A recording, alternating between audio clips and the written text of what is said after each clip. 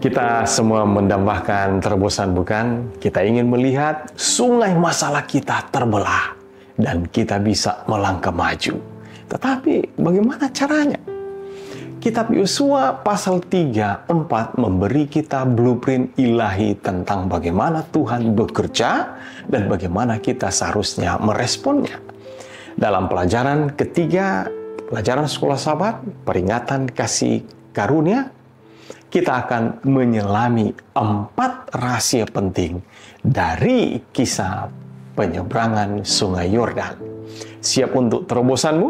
Mari kita mulai. Rahasia yang pertama, prioritaskan hadirat Tuhan. Yosua 3 ayat 1-6 di pelajaran hari Senin. Poin intinya adalah alih-alih strategi militer. Perintah pertama Tuhan saat Israel akan menyeberang Sungai Yordan adalah para imam akan mengangkat tabut perjanjian dan berjalan di depan kamu. Tabut itu adalah simbol hadirat Tuhan. Israel tidak boleh memimpin, melainkan harus mengikuti hadiratnya. Kajian anugerah di sini kita bisa lihat ini adalah peringatan kasih anugerah yang sangat mendasar. Terobosan sejati dimulai dengan menempatkan Tuhan yang terdepan. Bukan rencana kita, bukan kekuatan kita. Hadiratnya adalah pemandu dan sumber kuasa kita. Anugerahnya adalah Dia mau berjalan di depan, menyingkirkan hambatan. Aplikasi praktisnya, saat menghadapi tantangan besar, apa yang menjadi prioritas utamamu? Apakah kamu mencoba menyusun strategi dulu ataukah kamu mencari pimpinan Tuhan terlebih dahulu? Oh, jadikan hadirat Tuhan kompas utama dalam setiap langkah. Rahasia yang kedua, melangkah dengan iman. Yosua 3 ayat 7-13 di pelajaran hari Selasa. Poin intinya, mujizat Sungai Yordan tidak terjadi saat Israel berdiri di tepi. Ini terjadi segera setelah telapak kaki para imam yang mengangkut tabut perjanjian itu mencacah air Sungai Yordan. Tuhan menunggu langkah iman pertama mereka.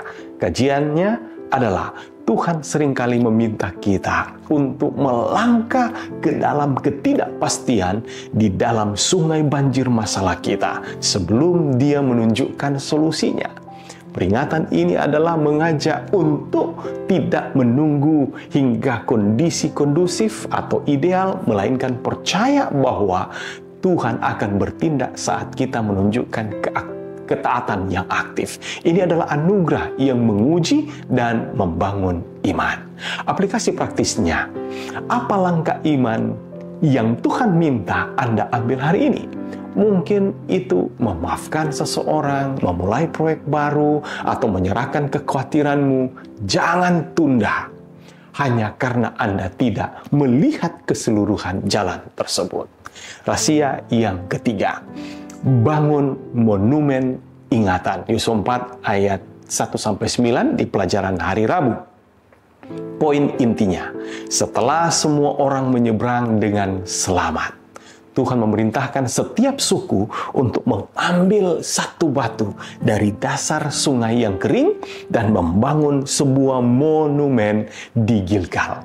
Ini bukan untuk Tuhan, tetapi untuk mereka, agar mereka tidak lupa dan memiliki cerita untuk anak cucu mereka. Kajian anugerahnya adalah peringatan kasih karunia ini adalah obat anti lupa Tuhan terhadap mujizatnya. Tuhan tahu kita cenderung melupakan kebaikannya. Monumen batu itu adalah visual fisik yang berfungsi sebagai pengingat abadi bahwa tangan Tuhan itu kuat. Anugerah terbesar setelah menerima mujizat adalah disiplin untuk mengingat dan menceritakannya kembali. Aplikasi praktisnya, bagaimana Anda membangun monumen dalam hidup Anda? Mungkin bisa menulis jurnal syukur, mengambil foto, berbagi kesaksian atau bahkan membuat tradisi keluarga. Jangan biarkan mujizat Tuhan yang Anda alami hanya menjadi kenangan sesaat. Kemudian rahasia yang terakhir, yang keempat, wariskan kisah kebenaran. Yosua 4 ayat 14-24 di pelajaran hari Kamis. Poin intinya adalah tujuan utama dari monumen 12 batu adalah bukan untuk orang Israel yang ada saat itu, tetapi untuk supaya semua bangsa di bumi tahu bahwa tangan Tuhan itu kuat dan supaya kamu selalu takut akan Tuhan Allahmu.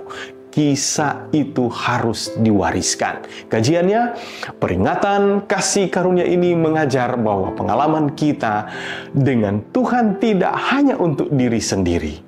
Ini adalah sebuah kesaksian yang dimaksudkan untuk memengaruhi generasi berikutnya dan memuliakan nama Tuhan di antara bangsa-bangsa. Dengan mengingat dan menceritakan kembali, kita memelihara iman dan memastikan bahwa orang lain juga mengenal Tuhan yang kuat itu. Aplikasi praktisnya adalah siapa yang perlu mendengar kisah tentang kebaikan Tuhan dalam hidup Anda? Bagaimana Anda bisa secara sengaja membagikan batu peringatan Anda kepada anak-anak, teman saudara, sahabat saudara, atau bahkan di media sosial, sehingga mereka juga bisa mengenal Tuhan yang perkasa itu. Yosua 3 dan 4 bukan hanya sekedar cerita sejarah. Ini adalah peta jalan spiritual untuk kita hari ini juga. Ketika menghadapi sungai Yordan dalam hidup, ingatlah 4 peringatan kasih karunia ini. Pertama, prioritaskan hadirat Tuhan.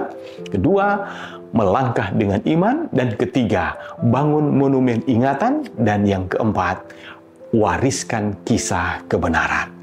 Mujizat penyeberangan Yordan. Apa yang sedang Anda doakan hari ini? Dan bagaimana Anda akan merespon peringatan kasih karunia ini? Bagikan di kolom komentar jika saudara terberkati, dan sebarkan video ini untuk boleh menjadi berkat bagi orang lain.